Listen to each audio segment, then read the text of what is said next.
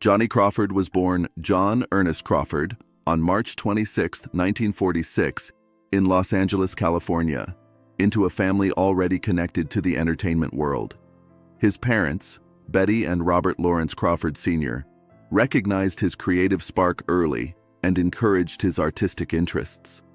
With a father who worked as a film editor and later as a television producer, Johnny grew up surrounded by storytelling, cameras, and performance. He was one of 4 children and shared a particularly unique bond with his brother Robert L. Crawford Jr., who also found success as a child actor. Johnny attended Hollywood High School, graduating in 1964, balancing education with a demanding career in television and music. While formal schooling gave him structure, much of his learning came directly from working on sets at a young age. These early experiences shaped his professionalism, humility, and deep respect for the craft that would define his life.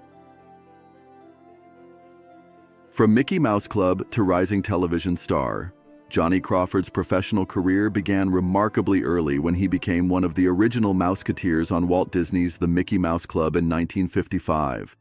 Though his time on the show lasted only 1 season, the experience provided invaluable exposure and training during a pivotal era of children's television. Soon after, Johnny secured his first major dramatic role in the NBC live teleplay Little Boy Lost, where his emotionally nuanced performance earned widespread praise. That same year, appearances on shows like The Lone Ranger confirmed his natural talent and screen presence. Throughout the late 1950s, Johnny became a familiar face across television, working steadily in dramas, comedies, and action series. These roles allowed him to develop versatility well beyond his years, and he quickly gained a reputation as a dependable and emotionally expressive young actor during television's golden age, becoming a teen idol and musical sensation. While continuing his acting career, Johnny Crawford also emerged as a major teen music star in the early 1960s. His gentle voice, clean-cut image, and emotional sincerity resonated strongly with young audiences. In 1962, his song "Cindy's Birthday" reached number 8 on the Billboard Hot 100, firmly establishing him as a pop sensation. Other singles followed, capturing the innocence and romantic optimism of the era. Johnny frequently appeared on variety shows, live performances, and television specials, expanding his reach beyond acting. Unlike many teen idols, he remained grounded, approaching fame with gratitude rather than entitlement. Music became another outlet for his storytelling, allowing him to connect emotionally with fans in a deeply personal way. This dual success in acting and music made Johnny one of the most recognizable young entertainers of his generation. The Rifleman and a defining role. Johnny Crawford's most enduring legacy began in 1958 when he was cast as Mark McCain on the Western television series The Rifleman. At just 12 years old, Johnny brought warmth, vulnerability, and emotional intelligence to the role, forming a powerful on-screen bond with Chuck Connors, who played his father, Lucas McCain. The series stood out for its moral depth and emotional storytelling, and Johnny's performance earned him an Emmy nomination, making him one of the youngest nominees in history. For millions of viewers, Mark and Lucas represented trust, love, and mutual respect. Behind the scenes, the experience shaped Johnny profoundly, providing him with mentorship and stability during a critical period of his life. The Rifleman was more than a role. It became the emotional cornerstone of Johnny Crawford's career and public identity. Johnny Crawford reflects on Chuck Connors. For years, fans speculated about Johnny Crawford's real relationship with Chuck Connors, but Johnny rarely spoke publicly about it. Later in life, he finally shared reflections filled with gratitude and honesty. Johnny described Connors not just as a co-star, but as a mentor and surrogate father during his teenage years. Chuck created a disciplined yet supportive environment, protecting Johnny from the pressures of early fame. He shared life lessons between takes, drawing from his experiences as a professional athlete and actor. Johnny recalled that Connors treated him as an equal, valuing his opinions and encouraging his growth. While Chuck could be intense and demanding, Johnny understood that this came from a deep commitment to excellence. Looking back, Johnny credited Connors with shaping both his career and his character in lasting ways. Life after fame and creative reinvention. As Hollywood roles became less frequent, Johnny Crawford chose not to chase fame, but to follow passion.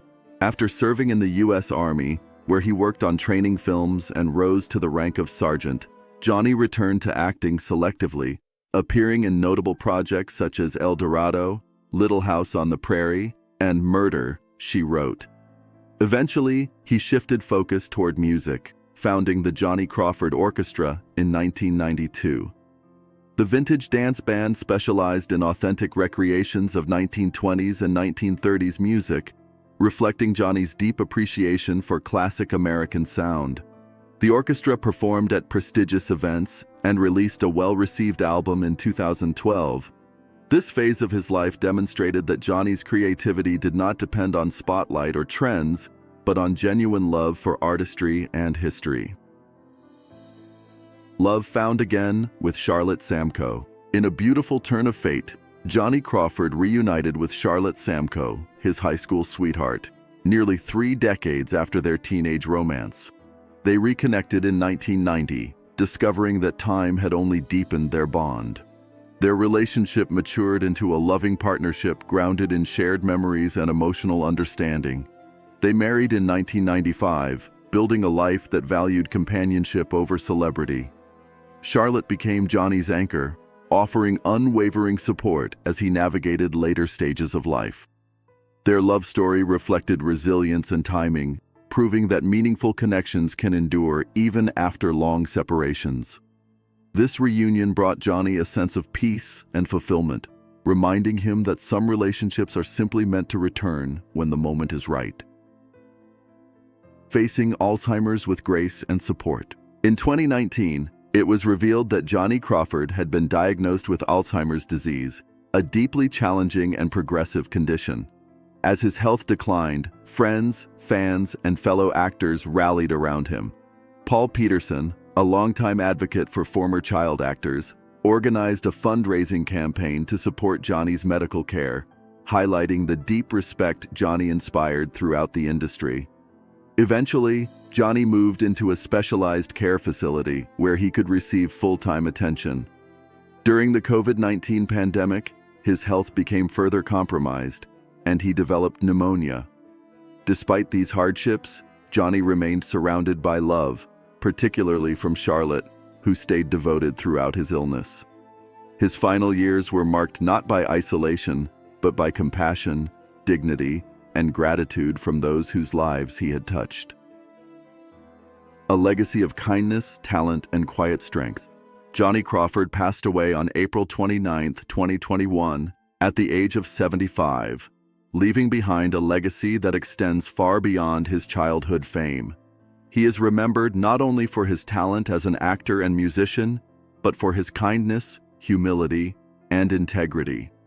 Through his reflections on Chuck Connors, Johnny gave fans a deeply human portrait of mentorship, respect, and gratitude. His life demonstrated that success is not measured by longevity in the spotlight, but by the relationships built along the way. From child star to musician, husband, and friend, Johnny Crawford lived with quiet strength and grace. His story remains a testament to resilience, love, and the lasting impact of authenticity. Though he is gone, his work and spirit continue to resonate with generations who grew up watching him.